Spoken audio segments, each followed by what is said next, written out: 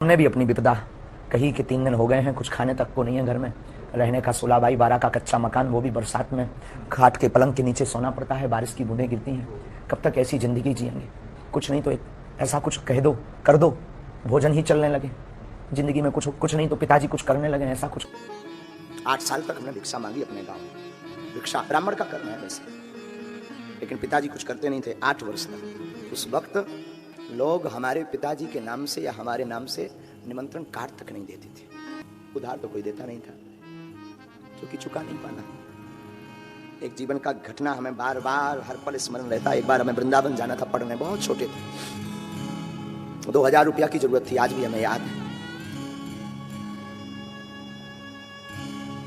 50 घर गए, हमें वृंदावन भागवत पढ़ने जाना है। आकर हम चुका देंगे, भागवत बांचेंगे तो चुका देंगे, या कुछ भी करेंगे तो चुका देंगे।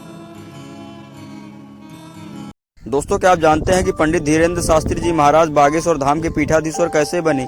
ये बात है उन दिनों की जब महाराज जी की जिंदगी बहुत दुखद गुजर रही थी।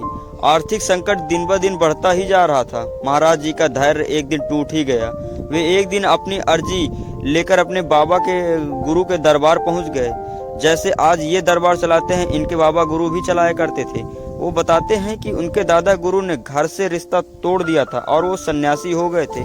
इनकी हालत इतनी खराब थी कि 3 दिन तक खाना नहीं था घर पर। ये भिक्षा व छोटे मोटे कार्यक्रम करके अपनी जीविका चलाते थे।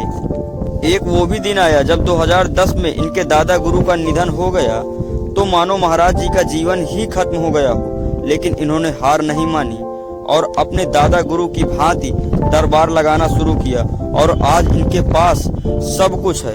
ये अपने बेबाक अंदाज के लिए जाने जाते हैं। ये इनके पास 20 करोड़ तक की संपत्ति है और इन्होंने 500 करोड़ तक का एक कैंसर हॉस्पिटल बनाने का भी इंतजाम करके रखा है, क्योंकि इनका मानना है कि लोगों को दुआ और दवा दोनों की जरूरत पड़ती है।